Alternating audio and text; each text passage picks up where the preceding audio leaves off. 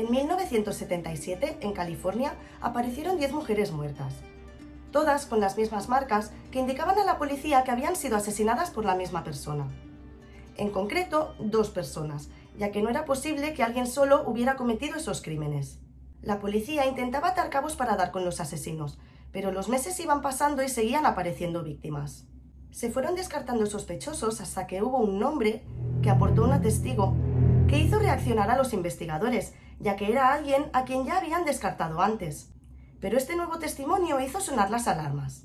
Este sospechoso era Kenneth Bianchi, vecino de 2 de las víctimas, y aunque sus vecinos decían que era una persona amable, hubo una vecina que afirmó haberlo escuchado hablar del caso de una manera muy insistente, y que además miraba a las chicas del vecindario de una manera muy creepy. Sin embargo, no encontraron pruebas contra él, y parecía que el caso había caído en saco roto porque pasó un año sin que hubiera nuevas víctimas, ni nuevas pistas que seguir tampoco. Pero entonces desaparecieron 2 chicas en Washington, y tirando del hilo volvió a aparecer el nombre de Kenneth Bianchi. Este individuo intentó ingresar en la policía, pero fue rechazado y trabajaba en una empresa de seguridad. Tenía muy buenas referencias y todos decían que era un tío estupendo. Tenía una novia y una hija, y parecía un hombre completamente normal. Pero no tenía coartada para la noche en la que desaparecieron las chicas, por lo que la policía empezó a seguirle la pista más de cerca, al creer que aún era posible encontrar a las 2 chicas con vida. Pero, por desgracia, las encontraron muertas en un coche, cosa que les hizo tomar la decisión de detener a Kenneth Bianchi, porque era el único sospechoso que tenían. En el momento en que lo detuvieron, Bianchi se mostró sorprendido, pero estuvo sereno y colaboró con los agentes, y fue tan amable que incluso llegaron a dudar y a pensar que estaban deteniendo a la persona equivocada. Ninguna de las personas del entorno de Kenneth Bianchi podían creer que él fuera un asesino. La simple idea para ellos era una locura porque lo conocían y sabían que era incapaz de hacer algo así. Tenían que haberse equivocado de persona. Todas las dudas quedaron disipadas al encontrar en su camioneta algunos objetos que lo relacionaban directamente con los 2 últimos crímenes. Y al seguirle la pista, descubrieron que sus anteriores lugares de residencia lo relacionaban con todos los crímenes de los estranguladores de la colina. Ya no cabía ninguna duda. Habían dado con uno de los asesinos que habían aterrorizado Hillside y que tanto tiempo llevaban buscando. Durante el registro de su casa se encontraron joyas pertenecientes a las víctimas de Los Ángeles, además de libros de psicología, ciencias del comportamiento, hipnosis y procedimientos legales de la policía. Y también las películas de Sybil y Las 3 caras de Eve, que tratan sobre la personalidad múltiple, ahora conocido como TID, trastorno de identidad disociativo. Un trastorno que en esa época era trending topic, por así decirlo, por el interés que habían generado esas películas. Antes de seguir con el caso, vamos a conocer un poco mejor a nuestro protagonista. ¿Quién es Kenneth Bianchi? ¿Y cómo llegó a convertirse en uno de los estranguladores de la colina?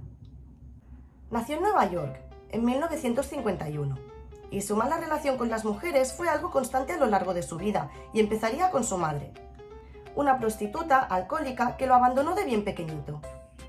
Fue adoptado por Nicholas Bianchi y su mujer Frances, que no podía tener hijos, y sobreprotegía a Kenneth de una manera insana porque tenía miedo de que se muriera. Le revisaba el cuerpo de forma exhaustiva en busca de infecciones, incluidos sus genitales, así que es posible que esto afectara de alguna manera a su temprano y extraño desarrollo sexual. Su madre dijo que Kenneth era mentiroso desde niño. Empezó robando chucherías de pequeño en el supermercado y ya hemos visto cómo acabó. Durante su infancia fue tratado por un trastorno que le hacía orinarse en la cama, y también sufría unos extraños episodios en los que ponía los ojos en blanco y tenía convulsiones, pero por muchas pruebas que le hicieron, jamás llegaron a encontrar la causa de esas extrañas crisis. Quizá podria ser que... También fue diagnosticado con un trastorno pasivo-agresivo de la personalidad a los 9 años. Actualmente, este diagnóstico ya no se encuentra en el DSM y los trastornos de la personalidad tampoco se diagnostican tan pronto. Pese a sus trastornos, Kenneth tenía un coeficiente intelectual de 116, o sea que no tenía un pelo de tonto.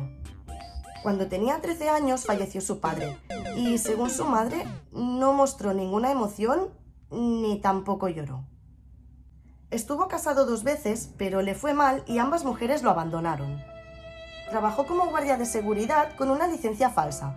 Trató de llegar a ser oficial de policía varias veces, pero siempre era rechazado y al final siguió trabajando de guardia de seguridad. En 1976 se muda a Los Ángeles y empieza a pasar mucho tiempo con su primo, Angelo Buono, dueño de un taller de tapicería de coches al que apodaban el semental italiano por la fama de rompebragas que tenía. Se había divorciado 3 veces y tenía 8 hijos.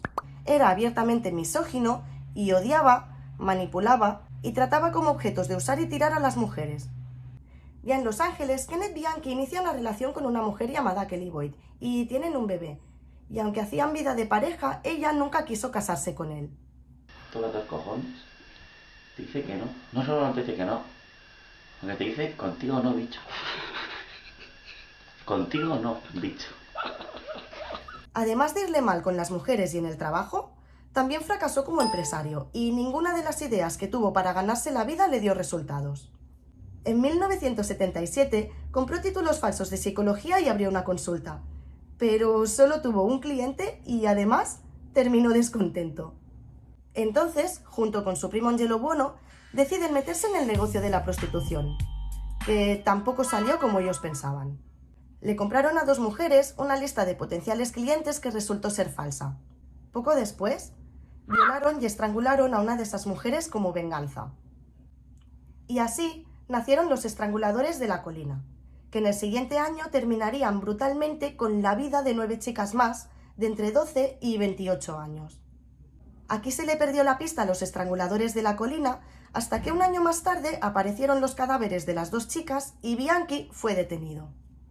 En el momento de su detención fue amable y parecía buena persona, por lo que los agentes llegaron a pensar que estaban deteniendo al hombre equivocado. Bianchi parecía confundido y negaba ser el autor de los crímenes, pero la montaña de evidencias era tan grande que no le sirvió de nada. Entonces, tras unas sesiones de hipnosis, Bianchi empezó a mostrar una personalidad diferente y a reconocer los asesinatos. Decía que las mató porque se lo merecían, aunque afirmaba llamarse Steve y no sabía quién era Kenneth Bianchi. Hubo quienes le creyeron y trabajaron para confirmar ese diagnóstico, ya que en esa época el TID era súper mainstream y quien pudiera investigar con alguien como Kenneth ganaría muchísimo prestigio. Sin embargo, no consiguió convencer a todo el mundo. Hubo 7 profesionales de la salud mental involucrados en este caso y llegaron a varias conclusiones distintas acerca del diagnóstico de Bianchi.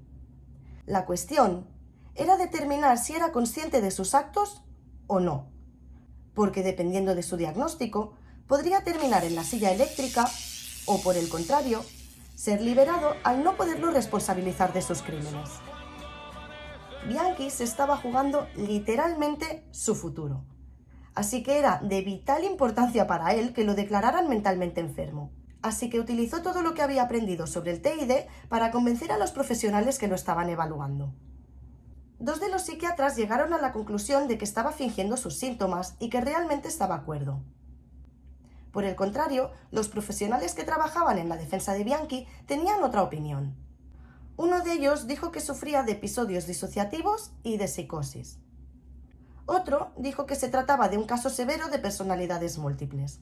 Y el último, el Dr. Watkins, experto en trastornos de la personalidad, determinó que no era responsable de sus acciones durante los asesinatos. Este doctor escribió en 1984 un artículo de 34 páginas en el que explicaba cómo había llegado a la conclusión de que Bianchi sufría de personalidades múltiples. O sea, TID, pero en esa época no lo llamaban así.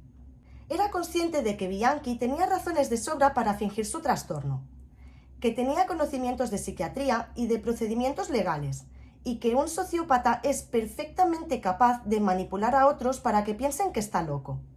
Sin embargo, para el Dr. Watkins había evidencias suficientes que confirmaban su diagnóstico, como por ejemplo, que Bianchi estaba dispuesto a admitir sus inseguridades, y que un sociópata no haría eso. Además, no había dado muestras de tener un comportamiento antisocial antes de los 15 años, sino que sus actos parecían fruto de las múltiples personalidades. Parece ser que para el Dr. Watkins robar y mentir en su infancia no eran pruebas suficientes. Durante sus sesiones de hipnosis, cuando aparecía Steve, o sea, la otra personalidad de Bianchi, El doctor estaba impresionado por lo distintas que eran sus dos personalidades. I really don't remember. I heard quite a lot about it. Well, I don't see anything wrong with it. It was just... Do I look like Ken? Well, no. You know who I am? Puntuaba distinto en los test. Escribían diferente. Steve le quitaba el filtro a los cigarros antes de encenderlos y Kenneth no. Y además, saltaba a la vista que Steve era un asesino sociópata, mientras que Kenneth, por el contrario, era un tío estupendo. Llegados a este punto, fue necesaria la intervención de otro experto en hipnosis y múltiples personalidades, el doctor Martin Orne, quien de manera muy inteligente manipuló a Bianchi y le tendió una trampa para demostrar que mentía acerca de su salud mental. El doctor Orne le dijo a Bianchi que normalmente los asesinos con múltiples personalidades suelen tener más alters, no solamente uno. Kenneth mordió el anzuelo y entonces apareció otra personalidad, Billy, con lo que los expertos vieron claramente que fingía esos síntomas para convencerlos. Al ver que su plan no había funcionado, Kenneth Bianchi jugó su última carta para tratar de evitar la pena de muerte. Se ofreció a delatar a su compinche y confesó haber fingido un trastorno mental. Es curioso que consiguiera engañar a varios expertos en la materia solamente leyendo algunos manuales de psicología y viendo un par de películas. Por suerte, no consiguió engañarlos a todos y finalmente lo diagnosticaron con trastorno antisocial, con lo que la responsabilidad de sus actos recaía sobre sus hombros. Kenneth Bianchi tiene todos los rasgos del psicópata. Es mentiroso, manipulador, calculador, frío, impulsivo, agresivo, irresponsable y sin empatía. Y me alegro de que sea americano, porque si fuera español, ya hace unos cuantos años que habría salido de la cárcel por buena conducta, y cualquiera de nosotros podría ser su próxima víctima. Pone la carne de gallina. Con el fin de evitar la silla eléctrica, Bianchi, llorando, seguramente porque lo pillaron, no porque se arrepintiera de nada, delató a su primo Angelo Buono y colaboró con la policía para esclarecer todos los asesinatos. Finalmente, el estado de Washington lo condenó a 2 cadenas perpetuas. Su primo Angelo murió solo, de un infarto en su celda, y Kenneth Bianchi se pudre en prisión mientras espera a que llegue 2025 para solicitar su libertad condicional, que ya le fue denegada en el año 2010. ¿Y vosotros qué pensáis? ¿Conseguirá el estrangulador de la colina su ansiada libertad? ¿O le espera el mismo destino que a su primo y se va a pudrir solo en su celda? Os leo abajo en los comentarios. ¡Besitos!